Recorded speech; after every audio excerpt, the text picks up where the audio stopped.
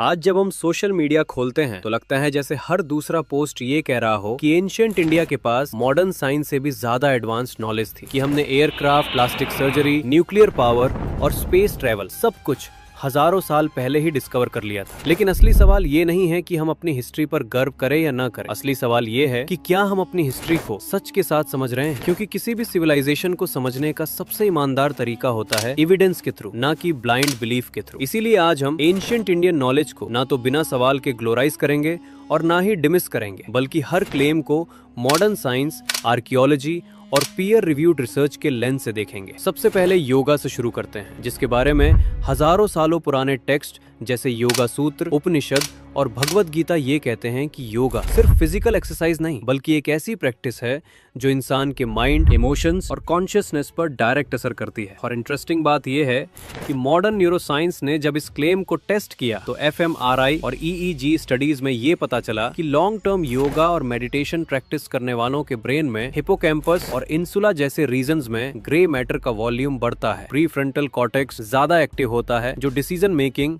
और emotional control से linked है। और डिफॉल्ट मोड नेटवर्क, जो ओवर थिंकिंग और माइंड वॉन्डरिंग के लिए रिस्पॉन्सिबल होता है, वो रिलेटिवली शांत हो जाता है। इसका मतलब ये है कि योगा सच में स्ट्रेस कम करता है और मेंटल क्लैरिटी बढ़ाता है। लेकिन यहाँ एक जरूरी बात समझनी होगी। साइंस ये जरूर कहती है कि योगा इफेक्टिव है, लेकिन अभी तक ये कंक्लूसिवली प्रूव नहीं हुआ है कि योगा नॉर्मल फिजिकल एक्सरसाइज से ऑब्जेक्टिवली सुपीरियर है, क्योंकि ज्यादातर स्टडीज योगा को वॉकिंग, रनिंग या जिम जैसे मैस्ड एक्सरसाइज से प्रॉपरली कंपेयर ही नहीं करती। इसलिए योगा के बेनिफिट्स को एग्जैजरेट करना साइंस के साथ नाइंसाफी होगी। अब अगर हम टेम्पल्स की तरफ देखें तो अक्सर ये कहा जाता है कि इंडियन मंदिर सिर्फ पूजा के लिए नहीं, बल्कि एनर्जी जनरेट करने के लिए बनाए गए थे। लेकिन जब अकॉस्टिक्स और आर्किटेक्चर पर साइंटिफिक स्टडीज की गई तो उन्होंने ये दिखाया कि बृहदीश्वर, मीनाक्षी, विठला और विरूपाक्ष जैसे मंदिरों में डोम शेप, पिलर्स की पोजिशनिंग और स्टोन मटेरियल्स को इस तरह डिजाइन किया गया था कि चैंट्स और रिचुअल्स की साउंड पूरे हॉल में इवनली स्प्रेड हो, इको कंट्रोल हो और ऑडिटरी एक्सपीरियंस एनहांस्ड हो, जो एक रिमार्केबल इंजीनियरिंग अचीवमेंट है। लेकिन इसके साथ साथ ये भी क्लियर है कि healing vibrations, positive energy fields या मैग्नेटिक चार्जिंग जैसे क्लेम्स का कोई पीयर रिव्यूड साइंटिफिक एविडेंस नहीं मिलता। यानी मंदिरों की खोई हुई इंजीनियरिंग है, कोई इनविजिबल मैजिकल एनर्जी नहीं। इसी तरह दिल्ली के आयरन पिलर को जब लोग एक मिरेकल के रूप में प्रेजेंट करते हैं, टू साइंस हमें एक और भी इम्प्रेसिव कहानी बताती है। रिसर्च के मुताबिक ये पिलर लगभग 99.7% प्योर आयरन से बना है, जिसमें फास्फोरस की क्वांटिटी ज्यादा है और जिसे फोर्स वेल्डिंग टेक्निक से मैन्युफैक्चर किया गया था, जिसकी वजह से आयरन के ऊपर एक प्रोटेक्टिव कोरोसिव लेयर बन गई जो रस्ट को रोक कर रखती है। ये कोई सुपरनेचुरल पावर नहीं, बल्कि एडवांस्ड एंशिएंट मेटलर्जी का एग्जाम्पल है। और जब हम इसके साथ सोमनाथ के लेविटेटिंग लिंगम जैसे क्लेम्स को रखते हैं तो वहाँ न तो आर्कियोलॉजिकल एविडेंस मिलता है और ना ही फिजिक्स के लॉज उसे सपोर्ट करते हैं। इसलिए इसे साइंस हिस्ट्री नहीं, बल्कि लेजेंड के रूप में ही देखना चाहिए। आयुर्वेद के बारे में भी अक्सर ये कहा जाता है कि ये एक कंप्लीट मेडिकल साइंस है जो मॉडर्न मेडिसिन से बेटर है। लेकिन जब हम क्लिनिकल एविडेंस देखते हैं तो पिक्चर थोड़ी मिक्स नजर आती है। कुछ हर्ब्स जैसे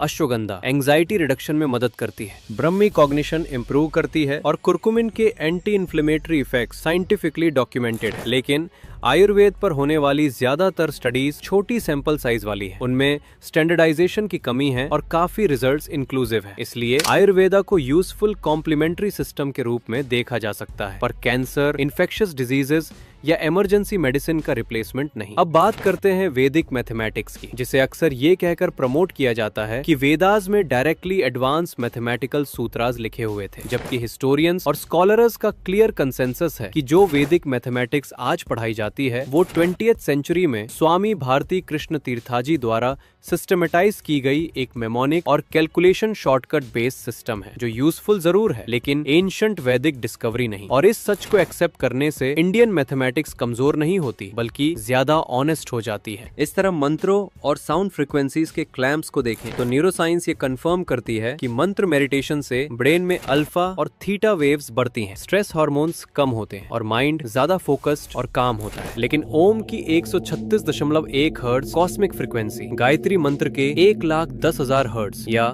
साइमेटिक्स के जरिए डिजीज हीलिंग जैसे क्लेम्स साइंटिफिक एविडेंस के बिना न्यूमरोलॉजी और सीवोसाइंस के कैटेगरी में आते हैं। और जब हम विमानस, एंशिएंट एयरक्राफ्ट, वाटर मेमोरी या एंशिएंट मैग्नेटिक लेविटेशन जैसे आइडियाज को देखते हैं तो वहां भी IIT जैसे इंस्टीट्यूशंस के स्टडीज ये बताते हैं कि ये डिजाइन एरोडायनामिकली इम्पॉसिबल है और इनके सपोर्ट में कोई फिजिकल या आर्कियोलॉजिकल प्रूफ नहीं मिलता। इसलिए इन्हें साइंस हिस्ट्री के रूप में पेश करना गलत होगा। आखिर में ये समझना बहुत जरूरी है कि एंशिएंट इंडिया की ग्रेटनेस इस बात में नहीं थी कि उनके पास कोई सीक्रेट या मिस्टिकल साइंस थी, बल्कि इस बात में थी कि उन्होंने ऑब्जर्वेशन, एक्सपेरिमेंटेशन, मैथमेटिक्स और इंजीनियरिंग के थ्रू रियल प्रॉब्लम्स को सॉल्व किया, चाहे वो एस्ट्रोनॉमी हो, कैलेंडर सिस्टम हो, मेटलर्जी हो, आर्किटेक्चर हो या माइंड बॉडी कनेक्शन का अर्ली अंडरस्टैंडिंग हो। और अगर हम सच में अपनी हेरिटेज का रिस्पेक्ट करना चाहते हैं तो हमें मिथ और फैक्ट के बीच एक क्लियर लाइन ड्रॉ करनी होगी, क्योंकि साइंस इंडियन कल्चर का दुश्मन नहीं है, बल्कि वही सबसे पावरफुल टूल है जिसके जरिए हम अपनी हिस्ट्री को बिना एग्जेगरेशन